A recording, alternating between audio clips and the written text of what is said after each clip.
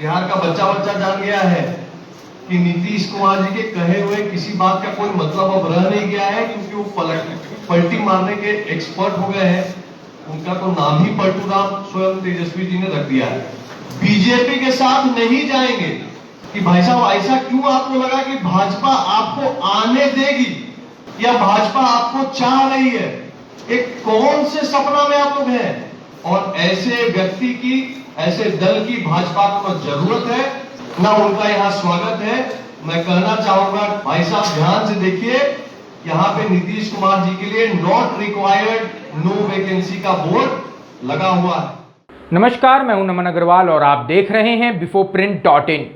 बिहार के मुख्यमंत्री नीतीश कुमार दिल्ली रवाना हो चुके हैं। दिल्ली में विपक्षी नेताओं से अगले 3 दिनों तक मुलाकात करेंगे, लेकिन नीतीश कुमार के फ्यूचर प्लान को लेकर बीजेपी ने अब आईना दिखाना शुरू कर दिया है। बीजेपी के युवा नेता और राष्ट्रीय मंत्री ऋतुराज सिन्हा ने नीतीश कुमार के मिशन 2024 के ऊपर जोरदार हमला बोला है।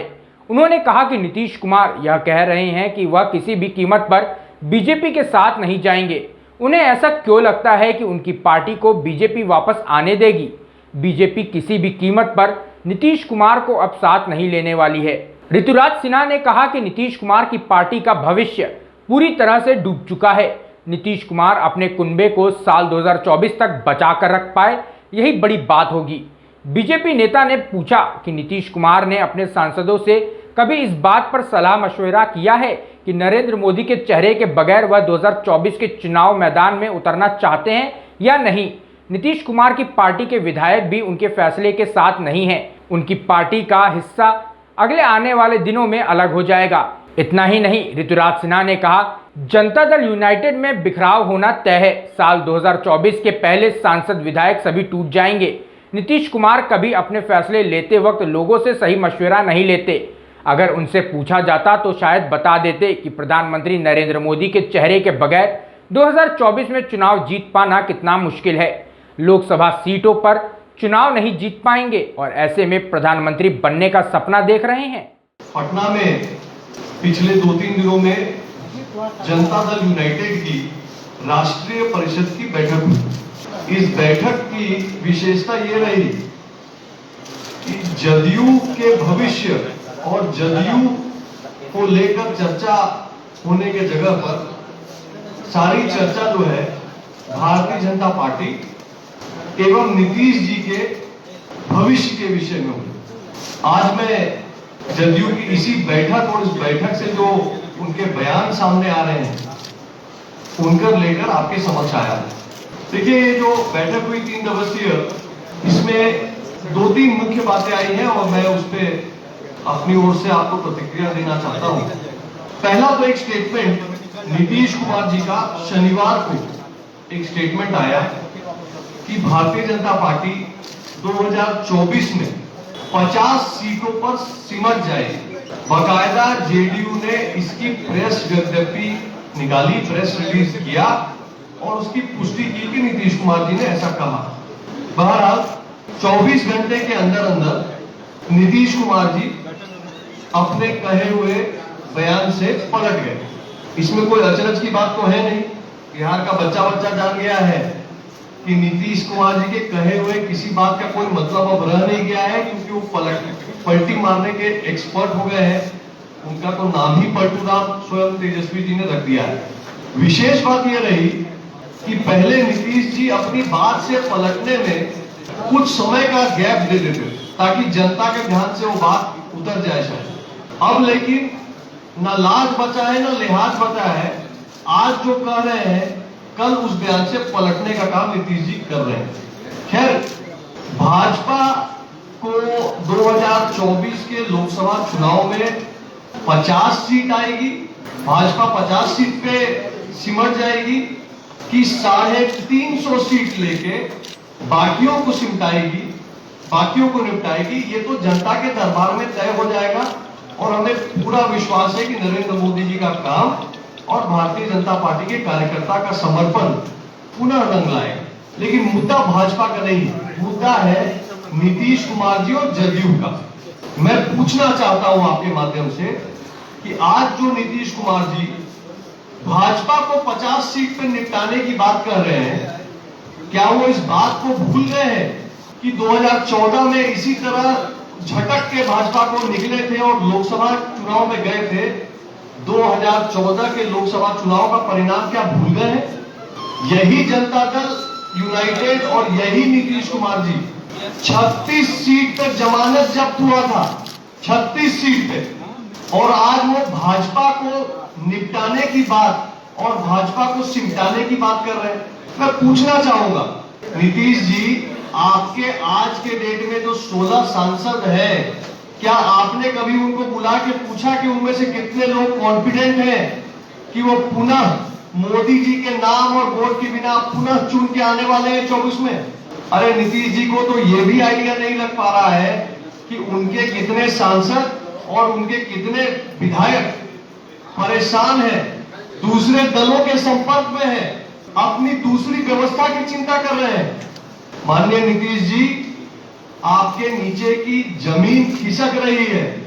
आपका सांसद विधायक भी दूसरे जगह व्यवस्था ढूंढ रहा है और आपको जिन लोगों ने वोट दिया था वो भी इस बात के इंतजार में है कि अगले बार कब आप वोट मांगने निकलिए तो वो ठीक से आपको समझा दें कि जनता के आदेश का अपमान करने का परिणाम लोकतंत्र में क्या होता है। मैं तो ये कहना चाहूंगा कि जो जनता दल यूनाइटेड भाजपा को 25 सीट पे सिमटाने की बात कर रही है, मैं उनके नेताओं से, नीतीश कुमार जी से विशेषकर पूछना चाहूंगा, 2024 के चुनाव में निर्णय क्या आएगा वो तो बाद में देखा जाएगा। पहले ये बताया जाए कि क्या आप कॉन्फिडेंट हैं कि 2024 से पहले जेडीयू टूटेगी नहीं, जेडीयू बिखरेगी नहीं, जेडीयू का पार्ट करके अलग अलग नेता नहीं टूट के निकलेंगे? नीतीश जी, पहले अपने पार्टी को समेटने का काम करिए, अपने जनाधार को समेटने का काम करिए, तत्पश्चात देश के सबसे बड़े नेता, विश्व के सबसे बड़े नेता नरेंद्र मोदी जी और भारतीय जनता पार्टी जैसे 18 करोड़ कार्यकर्ताओं वाले संगठन को चैलेंज करने का सपना देखिएगा। दूसरी बात, ये तो 3 दिवसीय राष्ट्रीय परिषद हुई जेडीयू की, इससे एक दूसरा बयान निकला। माननीय केसी त्यागी जी ने बड़े बुलंद आवाज से कहा बीजेपी के साथ नहीं जाएंगे। माननीय केसी त्यागी जी से मेरा विनम्र सवाल है कि भाई साहब, ऐसा क्यों आपको लगा कि भाजपा आपको आने देगी या भाजपा आपको चाह रही है? एक कौन से सपना में आप लोग हैं? भाजपा ने आपको निमंत्रण दिया है ना भाजपा आपको आगे निमंत्रण देगी। जब तक कि बिहार की जनता के मन में नीतीश कुमार जी के प्रति श्रद्धा थी, भाजपा ने अपने कंधे पे बैठा के आपको बार बार मुख्यमंत्री बनाने का काम किया। लेकिन अब जनता भी जान गई है, भाजपा भी जान गई है कि अब वो सुशासन बाबू नीतीश कुमार जी नहीं बचे, अब सिर्फ पलटू राम, अति महत्वाकांक्षी नीतीश कुमार जी ही बचे हैं। और ऐसे व्यक्ति की, ऐसे दल की भाजपा को जरूरत है ना उनका यहाँ स्वागत है। मैं कहना चाहूंगा त्यागी जी को, भाई साहब ध्यान से देखिए, यहाँ पे नीतीश कुमार जी के लिए नॉट रिक्वायर्ड नो वैकेंसी का बोर्ड लगा हुआ है। मैं केसी त्यागी जी और जदयू के नेताओं से पूछना चाहूंगा कि आप भाजपा के साथ आने की बात कर रहे हैं, भाजपा के साथ नहीं जाएंगे ऐसी बात कर रहे हैं। ये कौन सी पार्टी कर रही है जिस पार्टी ने अपने बूते पे एक बार भी पूर्ण बहुमत का चुनाव नहीं जीतना? पूर्ण बहुमत के चुनाव जीतना छोड़ दीजिए, जिस पार्टी ने एक बार कोशिश नहीं की अकेले चुनाव में जाने की, हमेशा किसी ना किसी दूसरे दल का पूंछ पकड़ के चुनाव में जाने वाला दल ये कह रहा है कि वो भाजपा पे नहीं जाएंगे। नीतीश जी, जनता का मैसेज क्लियर है। 2010 में आप 144 सीट लड़े थे, आपको 115 सीट प्राप्त हुई थी। 2015 में आपका वोट शेयर 22.5% से घटकर 16.8% बच गया। 2015 में जब आप लालू जी के साथ गए तो आपको 101 सीट लड़े आप और मात्र 71 सीट आपको प्राप्त हुई। और 2020 में तो आपका ग्राफ इतना गिर गया था कि 2020 के चुनाव में आपको मात्र 15% वोट शेयर बचा और 43 सीट पे जदयू निपट गई। तो भाजपा के साथ नहीं जाएंगे अब ये बोलना छोड़ दीजिए, आपके पार्टी का भविष्य क्या रहेगा इसकी थोड़ी चिंता करिए।